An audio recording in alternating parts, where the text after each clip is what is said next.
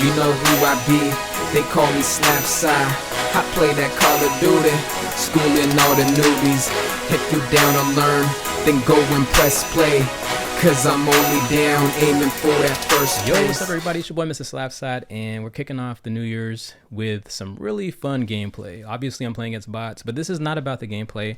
But one thing I do want to confirm is that the hand cannon kill streak that was added to Black Ops 6, it goes towards your nuke. So if you're struggling for a nuke, give yourself a chance. Play with a hand cannon and see if you can get that nuke. It comes with like 9 or 10 bullets, so that's already 9 kills if you could hit all your shots. This gameplay was so badass. I almost got a double nuke, but they leave, so I wasn't able to look for the enemies and farm them. But big shout to my boy Rising and Nexus. I was just leveling up my compact, and this was like a very good bot lobby. Obviously, it's not like the snow map, you know what I mean? This is like a pre-patch before reverse boosted lobbies, but this is not about that. I'm done with all that. That is just, we're gonna leave that in the in last year. What I really want to talk about is building the right PC for you for Call of Duty. If you're making the transition from console to PC, I'm just gonna say, man, like there is nothing wrong with the console, but if you're going to PC, it's investment. It is an investment because you'll be able to do many things on it. You'll be able to like do a lot of editing. You'll be able to it's just easier to do things. It's easier to go shopping. It's a lot more personalized, right? So as you can see, this thing was going towards my nuke. I was like, wow, this thing is going towards my nuke. I missed 2 shots right there. That was really ugly aim. But yeah, man, I highly recommend it. You know, just save money. If you work hard and you put like $60 set aside every month or something like that, you know, just take your time. You know, when you build a PC, it's a very, very interesting journey. My first PC I built back in 2007. I was a young kid. Back then I didn't have the resources. There was no YouTube to just like break down, you know, like how to build it and all that. I actually, you know, my dad was in the military, and we used to go to this thing called AFIS. It was a store at the military base, and there was no tax, right? So I used to always go there and I would look at the magazines, and there was this thing called this PC magazine. It was like how to build a PC, and I was like, that right there, that just drew my attention. You know, I was like, wow, let me just get this. You know, I've always had a natural, I don't know, there was always something that just made me gravitate towards technology.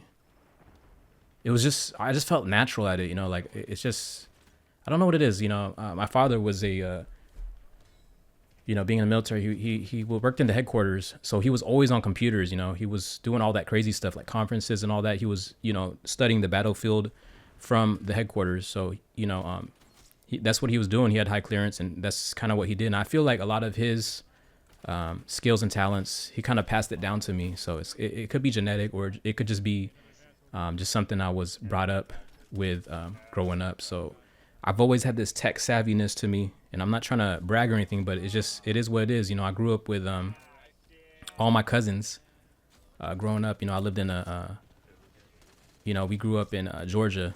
Then we moved to Cali. And when we moved to Cali, we just lived in their garage.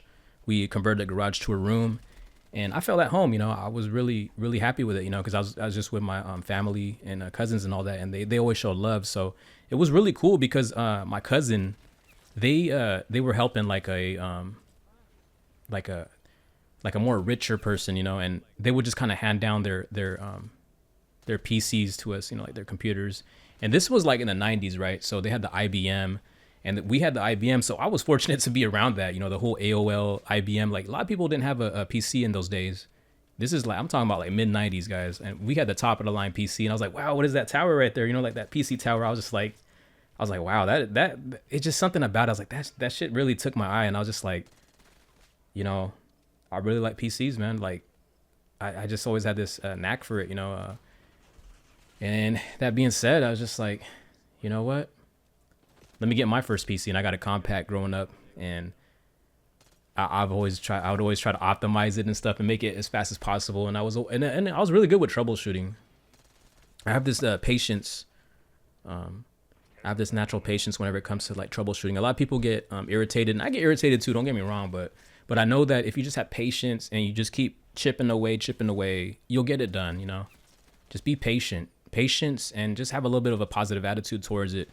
And I guarantee it's gonna be all good. But all that being said, I know this is some storytelling stuff, but I'm just saying this is the reason why I love PCs. And we're in an era where PCs, it's just accessible. There's so many different builds you can do and all that stuff. I use a Mac personally for like DJing because I just feel like it's a lot more streamlined. But enough with that. But I'm just saying, like, the perfect build for today or for 2025 is a 9800 X3D. We're gonna start with that as a CPU, right? And then we're gonna go and get an AIO cooler. We're gonna go with a 360 millimeter AIO, and we're gonna go with an O11 Lee case. Go with the O11 Vision, and GPU. Honestly, man, if you get your hands on like a 4070, 4080, you'll be fine.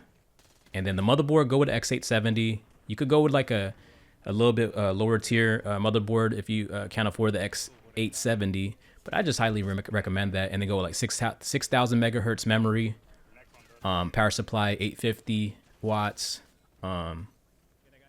Make sure you get a M.S SSD, SSD drive. What else am I missing? Windows 11, obviously. And just go 1440. I mean, right now for me, I got the 9800 X3D, and I'm just really trying to future build my PC right now for the 5000 series coming out this year.